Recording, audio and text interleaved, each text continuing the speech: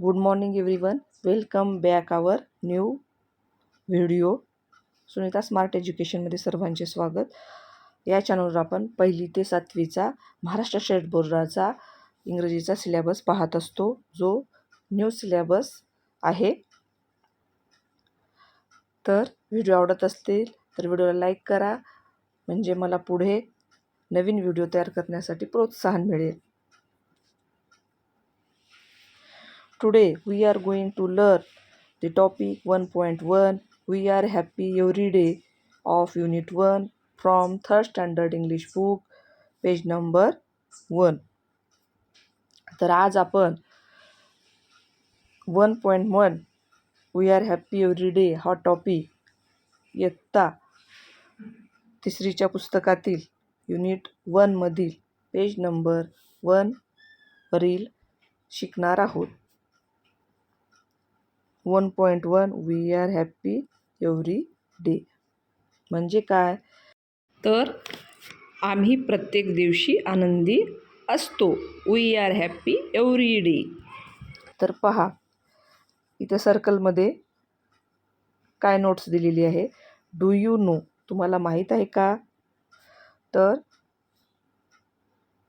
ए point onion ring activity ही आहे आपली कांद्याची वर्तुळाकार कृती.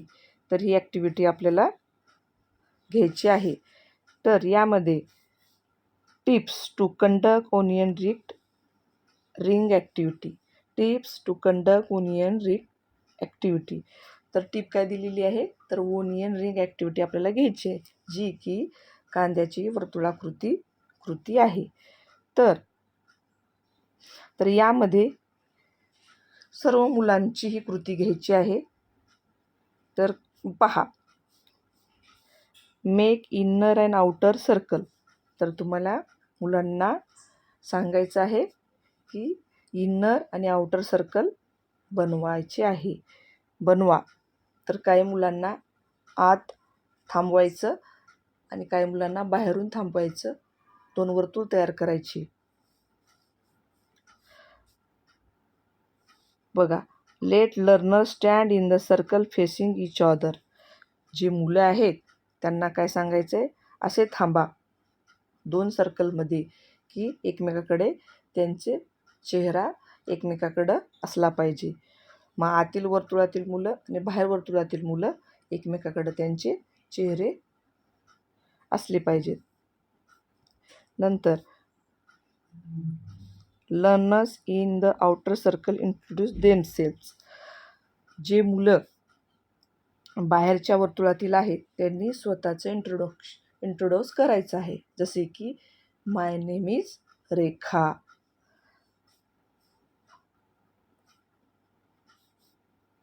नंतर then the outer circle moves 1 step forward, repeat the activity. नंतर आउटर सर्कलमधील जी मुलं आहेत 1 स्टेप पुढे सरकतील, म्हणजे त्यांची जोडी दुसऱ्या मुलासोबत येईल आणि हीच ॲक्टिव्हिटी परत रिपीट करायची आहे. जसं की आपण हे पण ॲड करू शकतो, हाय आय ॲम रवी किंवा माय नेम इज रेखा.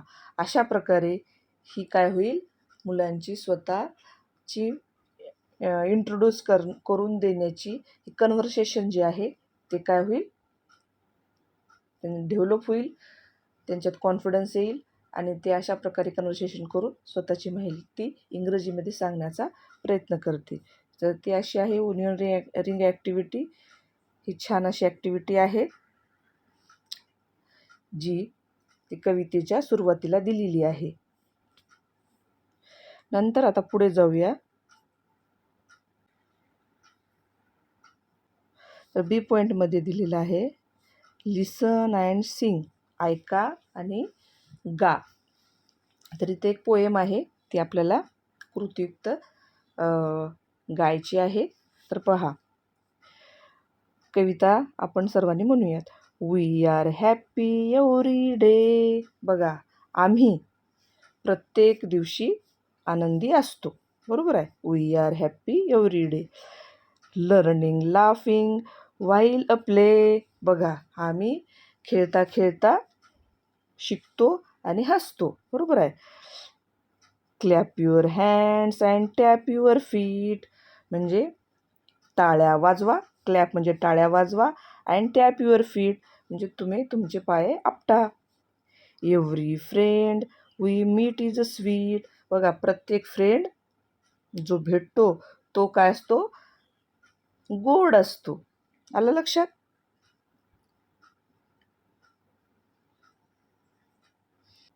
आता पहा, आता इथे एक मुलगा एक मुलगी आहे आणि ते बघा पुस्तकांची देवाणघेवाण करत आहेत.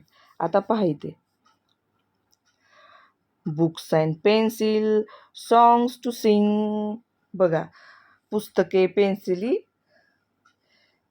देत गाणे गा, आहे की नाही? देत गाणे गातो आम्ही.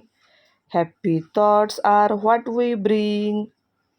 आम्ही आनंदी विचार आणतो, आहे की नाही? सोबतच आणतो. We can jump, we can run. आम्ही जम्प करू शकतो, उडी मारू शकतो आणि आम्ही धावू शकतो. School has started, share the fun. School सुरू झाले की आम्ही आनंद, आम्ही फन, मज्जा शेअर करतो, आहे की नाही?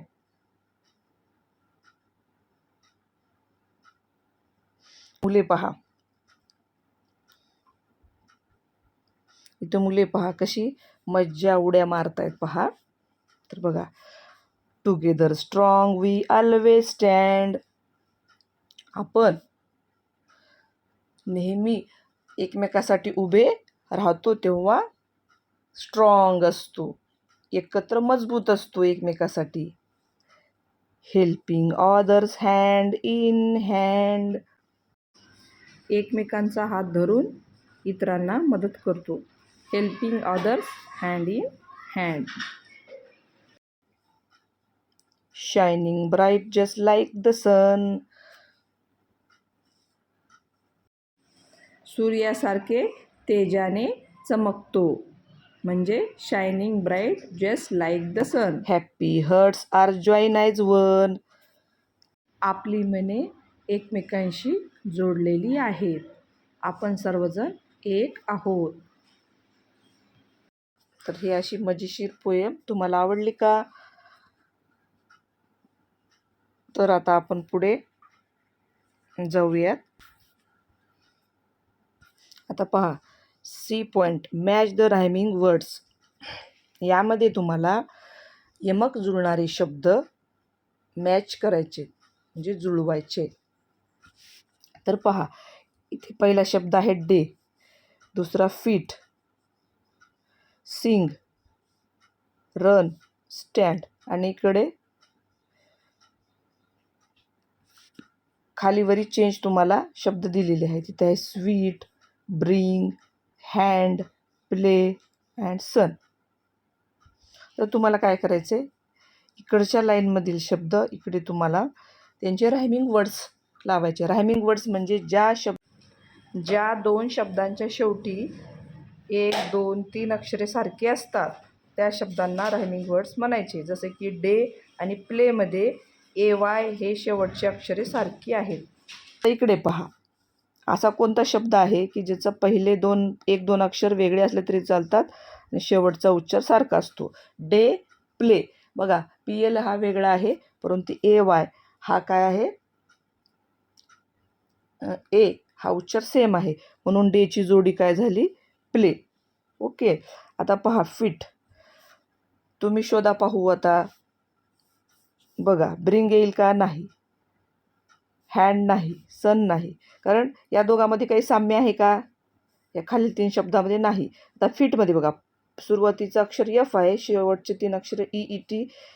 हे अक्षर कुठल्या शब्दात आहे ते पाहायचं. बघा, SW हे 2 अक्षरं वेगळे असतात आणि शेवटचे 3 अक्षर बघा EET, इट. तर फिट अँड स्वीट. तर हा झाला फिटचा स्वीट रायमिंग वर्ड्स झाला. नंतर सिंग. सिंगमध्ये S वेगळा आहे, ING. सिंग असा उच्चार होणारा, शेवटचा इंग उच्चार होणारा बघा शब्द. आता इथे पहा, इथे ब्रिंग दिसत आहे. बी आर हे वेगळे अक्षर आहेत, पण ING म्हणजे शेवटचा उच्चार इंग, ब्रिंग, सिंग. पुन्हा RUN रन सांगा बरं. Very good. सन. स्टँड, स्टँडचं हँड बघा. ST वेगळे अक्षर आहेत, AND साम्य आहे. H हे पहिलं अक्षर वेगळं आहे, AND साम्य आहे. Stand, and hand. Okay.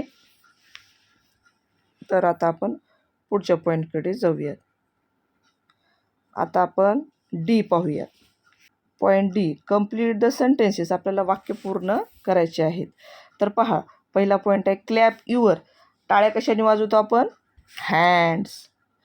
Clap your hands. इथे लिहायचे आपल्याला क्लॅप युअर हँड्स, आहे की नाही? हाताने टाळ्या वाजवतो. Tap your feet. आपण पाय खाली आपटतो, बरोबर आहे. नंतर इथे बघा काय दिलेलं आहे, अप. काय करतो आपण? अप, उभे राहा म्हणतो बघा.